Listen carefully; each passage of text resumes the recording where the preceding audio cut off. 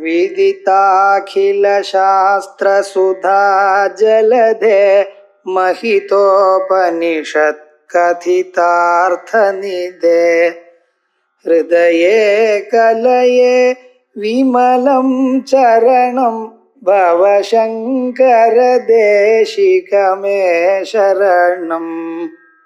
करुणावरुणालय पालय मां भवसागरदुःखविदूनहृदं रचयाखिलदर्शनतत्त्वविदं भवशङ्करदेशिकमे शरणम्। ओम श्री गुरुभ्यो नमः। हरिः ओम। सदाशिवसमारम्भां शङ्कराचार्यमध्यमाम् अस्मदाचार्यपर्यन्तां वन्दे गुरुपरम्पराम्। श्रुतिस्मृतिपुराणानाम् आलयं करुणालयं नमामि भगवत्पादं शङ्करं लोकशङ्करं। शङ्करं शङ्कराचार्यं केशवं बादरायणं सूत्रभाष्यकृतौ वन्दे भगवन्तौ पुनः पुनः। ईश्वरो गुरुरात्मेति मूर्तिभेदविभागिने व्योमवद्व्याप्तदेहाय दक्षिणामूर्तये नमः। ऋकारस्वन्धकारो वै ऋकारस्तन्निवर्तकः अन्धकारनिरोधित्वात् गुरुरित्यभिधीयते। ओम सहना भवतु सहनौ भुनक्तु सह वीर्यङ्करवावहै तेजस्विनावधीतमस्तु मा विद्विषावहै। ओम आप्यायन्तु ममाङ्गानि वाक्प्राणश्चक्षुश्रोत्रमतो बलमिन्द्रियाणि च सर्वाणि सर्वं ब्रह्मोपनिषदं माहं ब्रह्म निराकुर्याम् मा ब्रह्म निराकरोत्। अनिराकरणमस्तनिराकरणं मे अस्तु। तदात्मनि निरतेय उपनिषत्सु धर्मास्ते मयि सन्तु ते मयि सन्तु। ओम शान्ति शान्ति शान्तिः। वागेव ऋक् प्राणः साम ओमित्येतदक्षरमुद्गीतः तद्वा एतन्मिथुनं यद्वाक् च प्राणश्च ऋक् च साम च तदेतन्मिथुनम् ओमित्येतस्मिन्नक्षरे संसृज्यते।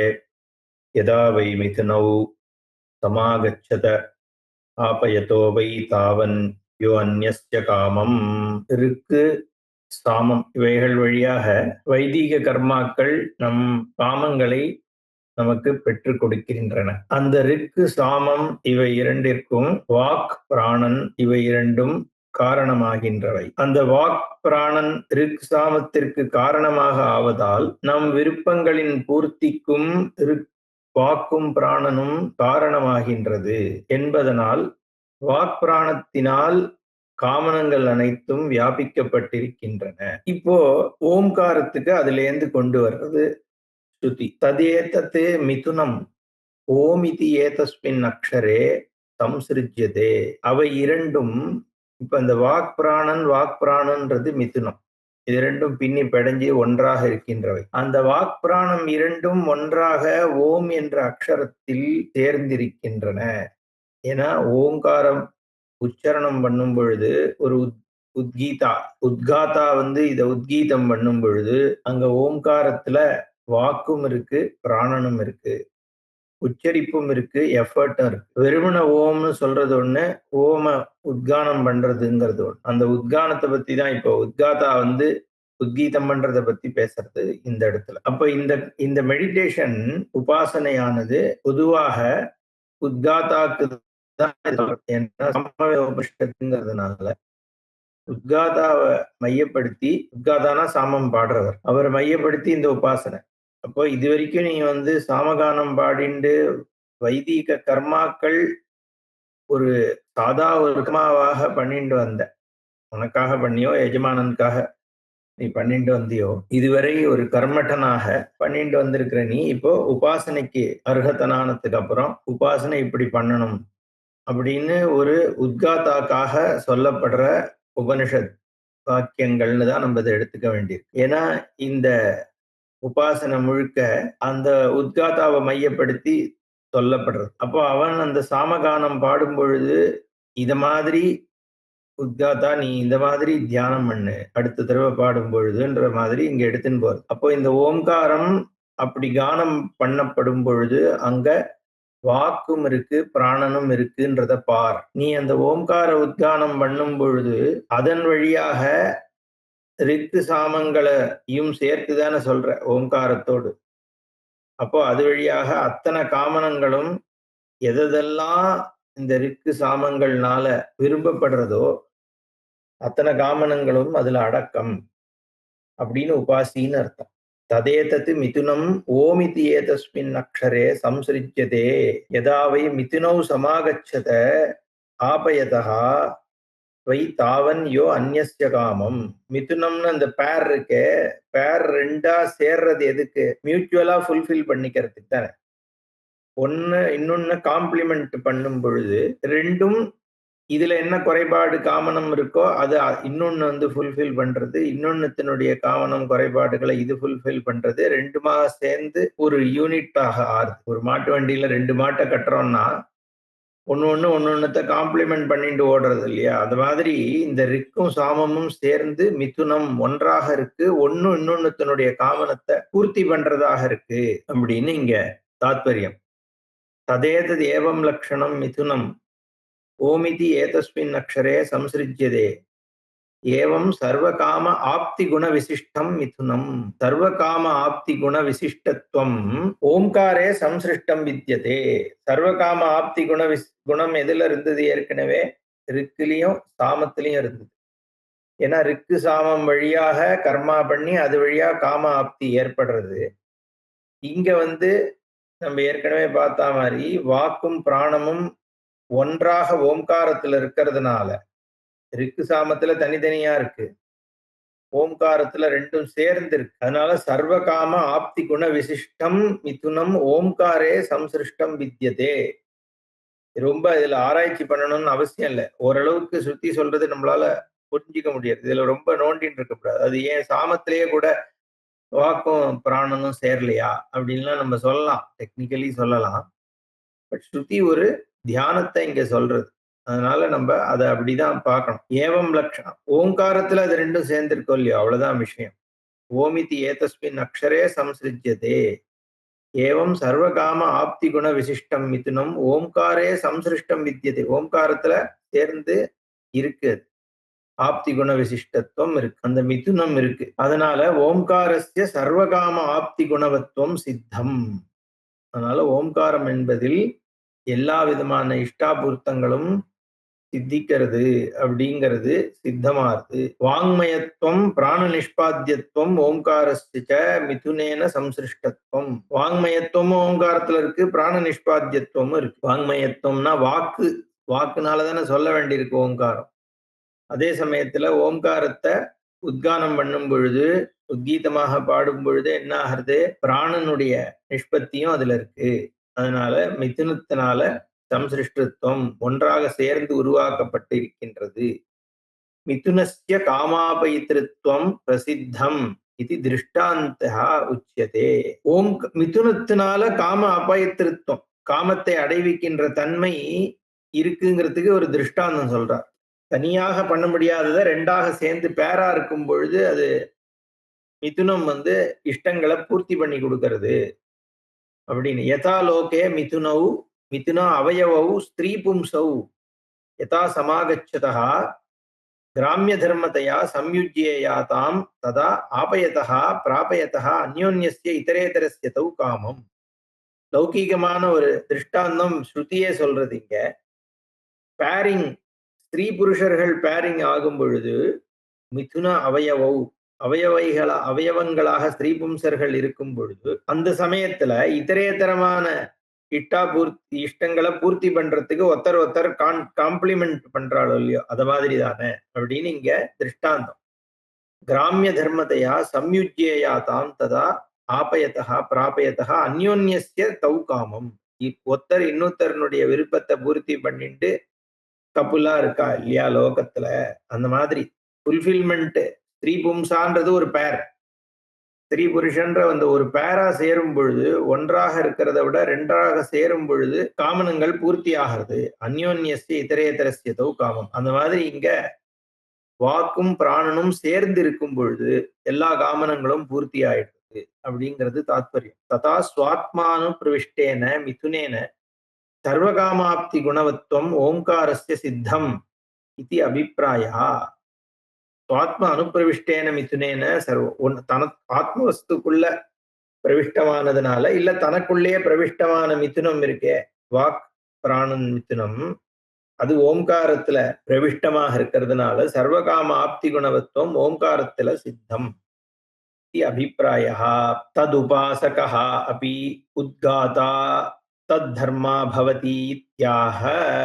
ஓம்காரத்துல அந்த குணம் இருக்கிறது மட்டுமில்ல, அதை உபாசிக்கின்ற உத்காதாவிற்கும் அந்த தர்மம் ஏற்படுகிறது. எது? சர்வகாம ஆப்தி குணவத்துவம், எல்லா காமனங்களையும் பூர்த்தி பண்ணுகின்ற ஆபயிதா அப்படின்னு சொல்றது வேதம். அதனால பாஷ்யக்காரர் எஜமானஸ்யன்னு போடுறார். அவன் மற்றவர் எஜமானனிற்கு அதை பெற்றுவிக்கின்ற தன்மை உடையவனாகிறான். தான் அடையறாங்கிறது இல்ல உபாசகன். உபாசகன் ஒரு உத்காதா, ஒரு சாமவேதி, இது மாதிரி உபாசனை பண்ணிட்டு இருக்கிற ஒரு சாமவேதிய ஒரு எஜமானன் யாக கர்மால வச்சான்னா அந்த எஜமானனுக்கு அதை பெற்று கொடுக்கிறான் அப்படின்னு ஸ்ருதியே சொல்றது. அதுக்கு தனக்கும் அது ஸ்ரேயச கொடுக்கறது, ஞான அதிகாரித்துவத்தை கொடுக்கறது உத்காதாக்கு. அதே சமயத்துல அவன் பண்ற வைதிக கர்மாலையும் எஜமானனுக்கு அதை பெற்று கொடுக்கறது. அதான் இங்க ஆபயிதாகவை காமானாம் பவதி ஏததேவம் வித்வான் அக்ஷரம் உத்கீதம் உபாஸ்தே. ஆபயிதாகவை பவதி, பெற்றுத் தருபவன் ஆகிறான். எத? காமானாம், எல்லா காமனங்களையும். இது ஸ்தோத்திரம் தான். இங்க இதுவரைக்கும் ஏற்கனவே சொன்னது உபாசனா தர்மத்தை சொல்லிட்டு, இப்போ அதனுடைய பலனை சொல்றது ஸ்ருதி. ஸ்தோத்திரம்னா அதுக்காக பொய்ன்னு அர்த்தம் கிடையாது. பொதுவாக இதை ஹைலைட் பண்ண வேண்டிய அவசியம் இல்லை உபாசனையில. இருந்தாலும் உபாசனையை சொல்லும் பொழுது ரெண்டு பலனையும் சொல்ற வழக்கம் உண்டு.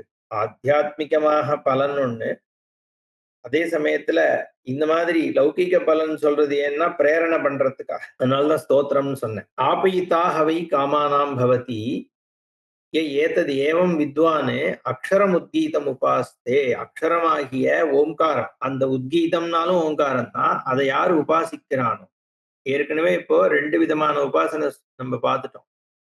ஒண்ணு ரசம் ரசம் ரசம்னு உத்கீதத்தினுடைய உபாசனை.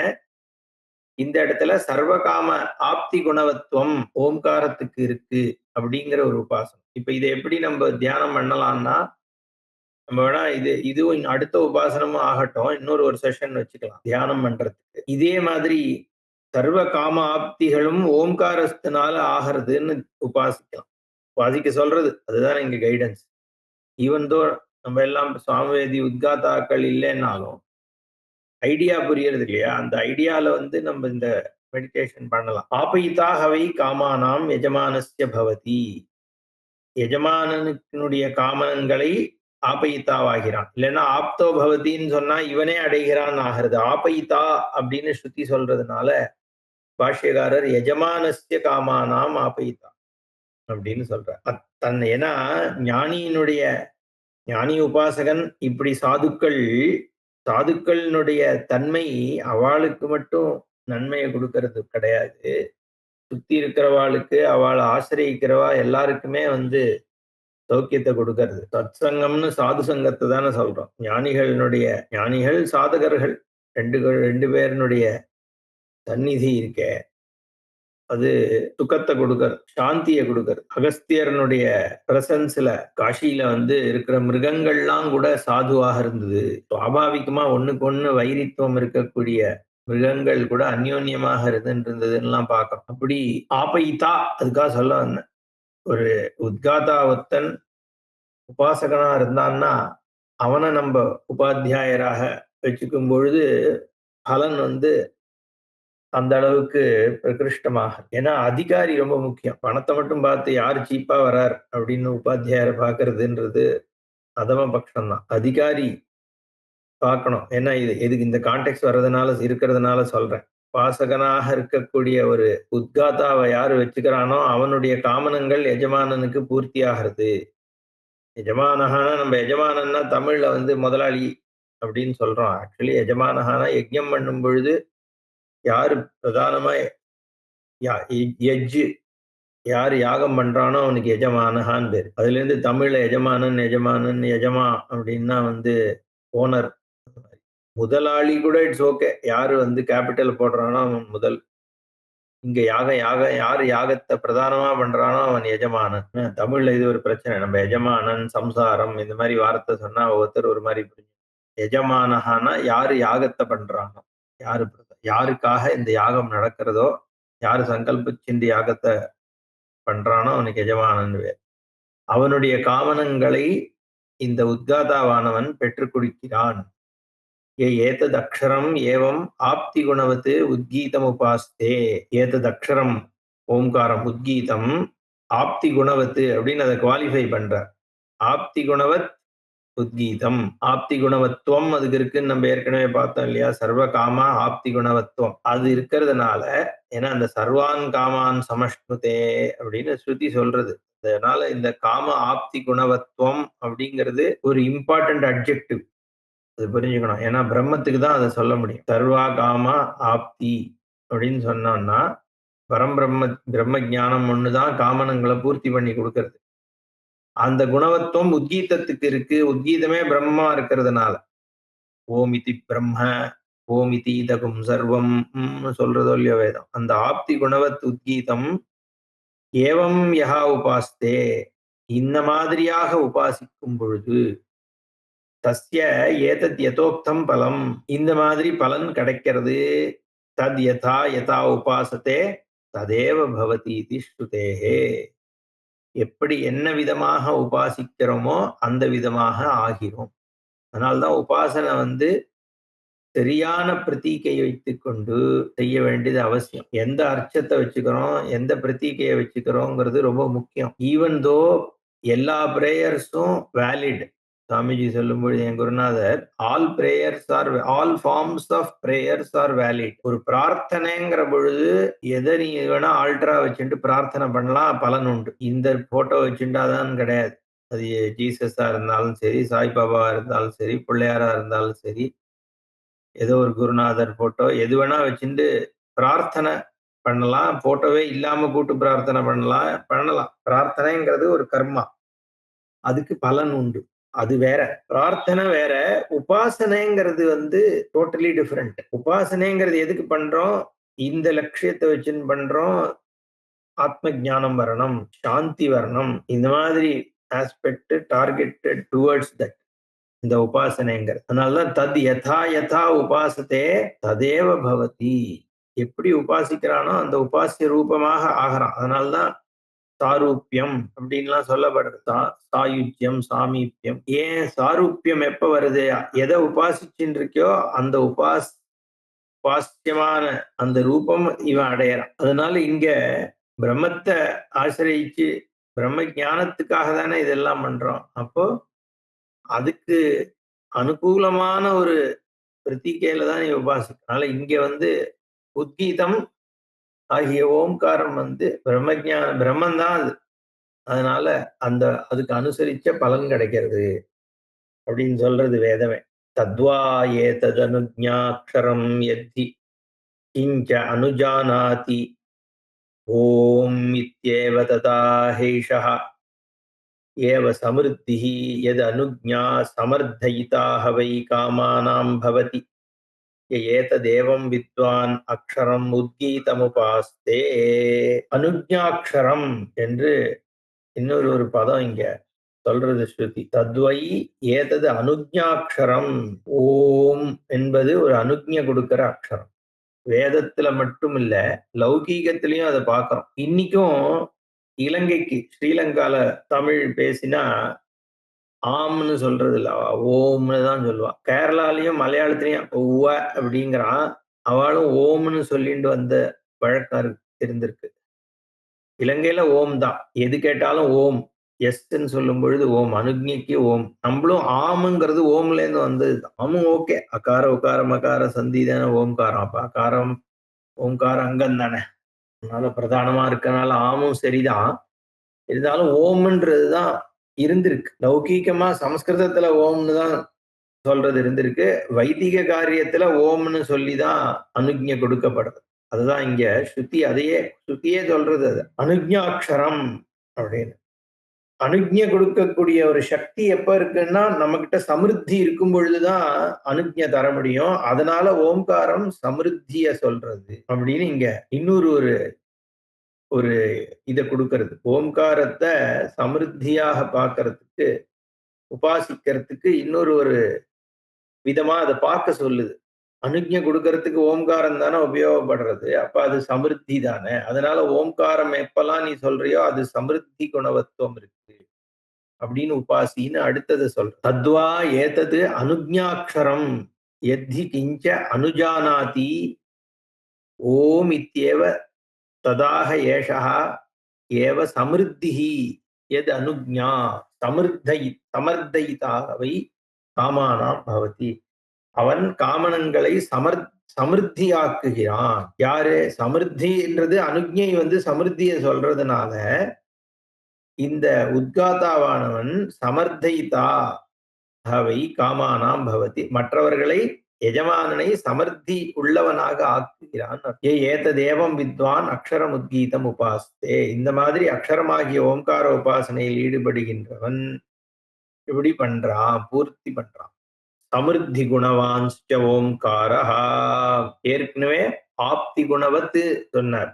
இப்போ சமிருத்தி குணவான். அதான் இந்த மந்திரத்தினுடைய கன்க்ளூஷனை இது சொல்றார். சமிருத்தி குணவான்ச்ச ஓங்காரஹ. பாஷ்யக்காரர் இத சம்மரைஸ் பண்ணிடுறார். இவ்வளவு சொல்லிட்டே இந்த வாக்கியத்தினுடைய சாரம் என்ன?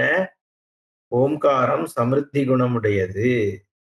கதம், அதுக்கு பதில் தான் இந்த மந்திரம் அப்படின்னு. தத்வை ஏதத் பிரகிருதம் அனுஜாட்சரம் அனுஜ்ஞாட்சரம் அனுஜ்ஞா ச சா அக்ஷரம் ச தத். அனுஜ்ஞாட்சரம்ங்கிறதுக்கு அனுஜ்ஞா அக்ஷரம், அனுஜ்ஞா ச சா அக்ஷரம் ச, அதுவே அனுஜ்ஞா அதுவே அக்ஷரம். அனுஜ்ஞா ச அனுமதிஹி ஓம்காரஹ இத்யர்த்தஹ. அனுஜ்ஞான்றதே ஓம்காரம், அக்ஷரமும் ஓம்காரம் தான். கதம் அனுஜ்ஞா இது ஆக ஸ்ருதிரேவ. ஸ்ருதியே சொல்றது எப்படி அது அனுஜ்ஞா? யத் கிஞ்ச லோகே ஞானம் தனம் வா அனுஜானாதி வித்வான் தனி வா தத்ர அனுமதிம் குர்வன் ஓம் இத்யேவ ததாக. ஒரு ஞானத்தையோ தனத்தையோ கேட்கும் பொழுது, அனுஜ்ஞை கொடுக்கும் பொழுது ஓம் என்று சொல்லிதான் அனுமதி கொடுக்கப்படுகிறது. அதுக்கு வேதத்திலேருந்து முதல்ல கோட் பண்றார். ததா ச வேதே த்ரயத்ரிம்சதித்தி ஓம் இதி ஹோவாச்ச. பிருஹதாரண்யகம் டீக்காக்காரர் இது எந்த இடத்துல வருதுன்னு சொல்றார். கா இத்யேவ தேவாஹா யாஜ்ஞவல்க்யேதி சாகல்யேன பிருஷ்டே த்ரயஸ்த்ரிம்சதிதி யாஜ்ஞவல்க்யேன பிரயுக்தே சதி ஓம் இதி சாகல்யः அனுஜ்ஞாம் கிருதவான். யாஜ்ஞவல்க்ய கதி தேவாஹா, எவ்வளோ தேவர்கள் என்று சாகல்யரால் கதி தேவா கதி ஏவ தேவாஹா யாஜ்ஞவல்க்ய, எத்தனை தேவர்கள் ஏ யாஜ்ஞவல்க்யரே என்று சாகல்யேன பிருஷ்டே, சாகல்யனால் கேட்கப்பட்டதும் த்ரயஸ்திம்சதிதி யாஜ்ஞவல்க்யேன பிரயுக்தே, யாஜ்ஞவல்க்யர் என்ன பதில் சொல்றார்? த்ரயஸ்திம்சத் 33 இது யாஜ்ஞவல்க்யேன பிரயுக்தே. த்ரிம்ஷத்து தான் இங்க 33, பொதுவா 33 கோடின்னு சொல்லுவோம். யாஜ்ஞவல்க்யேன பிரயுக்தே சதி ஓம் அனுஜ்ஞ சாகல்யா அனுஜ்ஞாம் கிருத்தவான். ஆமா அப்படின்னு சொல்றாராம் சாகல்யர். புனश्च கதி ஏவ இதி பிரஷ்னே ஷட் இதி பிரதிவச்சனே சதி ஓம் இதி ஹோவாச்ச. திருப்பியும் கேட்கிறார். 6 அப்படின்னு சொன்ன உடனே திருப்பியும் பிரதிவச்சனம் கொடுக்கிறாராம். இவர் பிரதிவச்சனம் கொடுத்த உடனே ஓம்னு அவர் பதில் சொல்றாராம். இது வாக்கியம் பிருஹதாரண்யகே யதோக்தார்த்த அனுசாரி பிரசித்தம் இத்யர்த்தா. அதனால இங்க அந்த அனுஜ்ஞைக்கு ஓம் தான் உபயோகப்படுறதுன்னு ஸ்ருதி பிரமாணத்தை கொண்டு வரார். ஏன்னா ஓம்னு பதில் சொன்னார் அப்படின்னு இருக்கிறதுனால ஓம் அனுஜ்ஞைக்கான வார்த்தை, பதம், அக்ஷரம் என்று இங்க சொல்றார். மேல பார்ப்போம். ஓம் பூர்ணமதః பூர்ணமிதம் பூர்ணாத் பூர்ணமுதச்யதே பூர்ணஸ்ய பூர்ணமாதாய பூர்ணமேவாவசிஷ்யதே. ஓம் சாந்தி சாந்தி சாந்தி. ஹரிஹி ஓம். ஸ்ரீ குருभ्यो நமः. ஹரிஹி ஓம்.